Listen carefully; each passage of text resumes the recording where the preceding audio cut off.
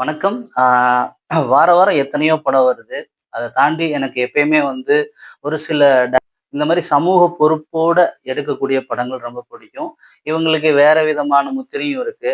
So அது எப்பயுமே நான் அவங்க படத்துல நான் அதிகமா பார்த்ததில்ல. ஏன்னா, மத்த படத்துல வர்றது மாரி ஒரு ஒரு மனுஷ என்ன சொல்றது? செலிப்ரேஷன் ஃபார் ஒன் மேன் அப்படின்றதும் இருக்காது. இல்ல எந்த சமூகத்தையும் டைரக்ட்டா சொல்லி அவங்க காலடி மண் எடுத்தோம், நீ வாழணும், 100 ஆண்டு வாழணும் இப்படி எதுவுமே இருக்காது. ஆனா ஒரு சமூகத்துல நடக்கிற அவலங்கள பத்தி இவங்க ரொம்ப தெளிவாவே எடுத்து வைப்பாங்க.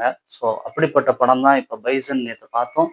ரொம்ப ரொம்ப மீன் அந்த படத்த எதுக்காக நான் பார்க்கணும் அப்படின்னு நீங்க நினைச்சீங்க அப்படின்னா, இல்ல எனக்கு என்ன ரொம்ப பிடிச்சிருந்தது அப்படின்னு பார்த்தீங்கன்னா, அதுல வரக்கூடிய ஒரு சில கேரக்டர்ஸ் தான்.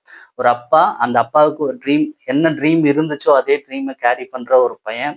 ஆனா, அந்த ட்ரீம ஒரு ஒரு சில ரீசன்ஸ்னால ரெஸ்ட்ரிக்ட் பண்றாரு. அதுக்கப்புறம் அவனுக்கு எவ்வளோ சப்போர்ட்டிவா மாறுறாரா, இல்லையா அப்படின்றது அவர் அப்பாவோட கேரக்டர். அப்பாவோட கேரக்டர் ரொம்ப ஸ்பெஷலா இருக்கும். எல்லாத்துக்குமே ரிலேட் பண்ணக்கூடிய ஒரு கேரக்டர்.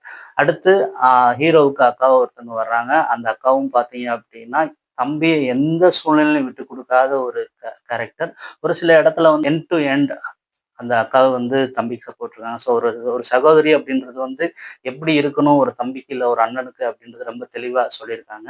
அடுத்து ஒரு காதலி வர்றாங்க.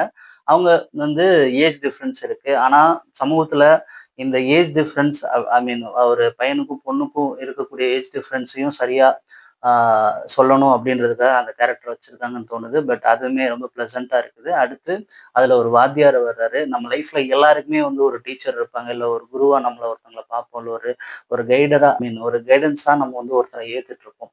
அப்படி ஒரு கேரக்டர் வந்து ஒருத்தவங்க வர்றாங்க. அவங்க இந்த ஹீரோவோட லைஃப்ல எப்படி இருக்காங்க? இன்னும் சொல்லப்போனா, இந்த இதுல வந்து 2 பேரு சமூகத்துக்கு எதிரா இந்த படம் சித்தரிக்கப்பட்டிருக்கு அப்படின்னா, அந்த மாற்று சமூகத்துல இருந்து ஒரு வாத்தியார் வந்து எப்படி அந்த ஹீரோவுக்கு சப்போர்ட்டா இருக்கிறாரு அப்படின்றதும் ரொம்ப தெளிவா இருக்குது. டயலாக்ஸ் எல்லாமே ரொம்ப சிறப்பா இருக்கு. அது மாரியோட ஸ்பெஷல் எப்பயுமே. அண்ட் அதுக்கப்புறம் வந்து பார்த்தீங்க அப்படின்னா, 2 பேரு சமூகத்துக்கு ஒரு ஐ மீன் ஒரு லீடரா ஒருத்தவங்கள காமிச்சிருக்காங்க. அது இப்ப கூட வந்து பத்திக்கக்கூடிய ஒரு விஷயம் தென் மாவட்டங்கள்ல, சவுத் சைட்ல. ஆனா, அத ரொம்ப நீட்டா ஹேண்டில் பண்ணியிருக்காங்க. அந்த 2 லீடர்ஸுமே வந்து ஹீரோவோட லைஃப்ல எப்படி வந்துட்டு இன்டர்ஜெக்ட் ஆகுறாங்க அப்படின்றதையும் சொல்லியிருக்காங்க. ஆனா, எந்த இடத்துலயும் 2 பேரும் என்ன ஆ ஐ மீன் சமூகத்துல பின்புலத்துல இருந்து வர்றாங்கன்றது இல்ல. ஆனா, அந்த பகையிலயும் வந்துட்டு மத்தவங்கள பலிகடா ஆக்கக்கூடாது அப்படின்றத 2 சைடுமே சொல்றது மாரி ரொம்ப சிறப்பா இருக்காங்க. ஆனா, அந்த பகை அவங்களோட போயிரட்டும் அப்படின்றதையும் 2 பேரும் தெளிவா சொல்றது மாரியும் இருக்குது. ஸோ, இது வந்து சமூகத்துக்கு வேற ஒரு விஷயத்த கன்வே பண்ணுது. வேற யாருமே வந்து எங்க கூட வந்துட்டு இதோட சேர்த்து பலிகடா ஆக்க வேண்டாம் அப்படின்றது ரொம்ப தெளிவா வந்து சொல்லியிருக்காங்க.